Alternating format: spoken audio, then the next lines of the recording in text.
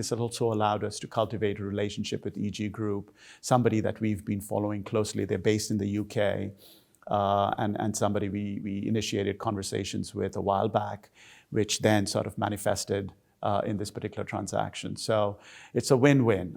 It's partly a function of the environment that we find ourselves in. It's, again, working to our strengths, doing very large transactions, does not cause concentration issues for us, which perhaps it would for some of our peers, and allows us to form a new relationship with the client that we can continue to do repeat business with. I'm here today with Sumit Roy, President and CEO of Realty Income Corporation. You recently purchased the Encore Boston Harbor, a gaming asset. Can you tell us about that? Sure. So this was a transaction that we initially started having conversations a year prior to the close in December of 2022 with Craig, the CEO of Wynn. And we hadn't done a casino asset before, and neither had he done a sale-leaseback before. And so it really was a combination of two philosophies of how we think about the business, how we think about running our various organizations, and it was a coming of the minds. There was a need for capital for Wynn, and we wanted to enter into the casino business with perhaps the best operator in this particular space. And that initial conversation essentially led to us doing a sale-leaseback, $1.7 billion in size, on the Encore Boston Harbor asset. It's got a 30-year lease. It's with one of the best operators, and that transaction has continued to perform swimmingly since close in December. Realty Income recently announced the acquisition of up to 415 single-tenant convenience store properties in the U.S. from EG Group. What's attractive about the opportunities that convenience stores offer? Yeah, so that's a particular transaction. Again, EG Group had never done a sale-leaseback before. It's largely a function of what we are seeing in the debt capital markets today.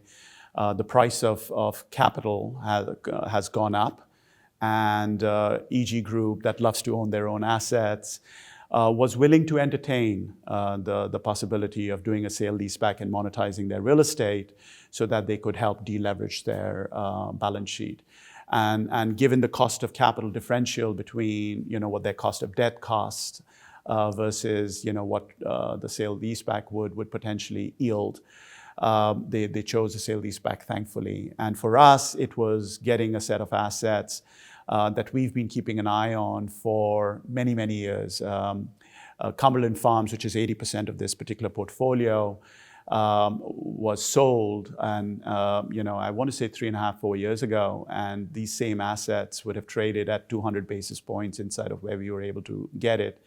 And this also allowed us to cultivate a relationship with EG Group, somebody that we've been following closely. They're based in the UK, and somebody we initiated conversations with a while back, which then sort of manifested in this particular transaction. So it's a win-win. It's partly a function of the environment that we find ourselves in. It's, again, working to our strengths, doing very large transactions, does not cause concentration issues for us, which perhaps it would for some of our peers, and allows us to form a new relationship with the client that we can continue to do repeat business with. And Realty Income has developed a green financing framework under which the company can raise capital to issue sustainable-focused financial products in support of activities that aim to reduce the company's environmental footprint. Why is this so important? Well, ESG is becoming more and more important, and for us personally, being leaders in the net lease space, we wanted to approach this question from what is it that we can do to help propagate the ESG initiatives? Look, we are certainly constrained by the leases that we have with our clients. We don't have control of our real estate. But by providing services, such as LED lighting, solarizing some of our real estate, and passing through some of the benefits of doing that, by lowering the occupancy cost for some of our clients. These are all things that's good, not only for the environment, but for sustainability for us and for our relationships going forward. And so, for us to be able to, we were the first net lease company to be able to do this green bond was super important.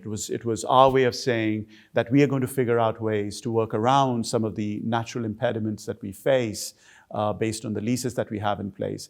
And it really gave us another talking point, that we could discuss with our clients and figure out ways to help service their needs, being, a very large-scaled net lease company.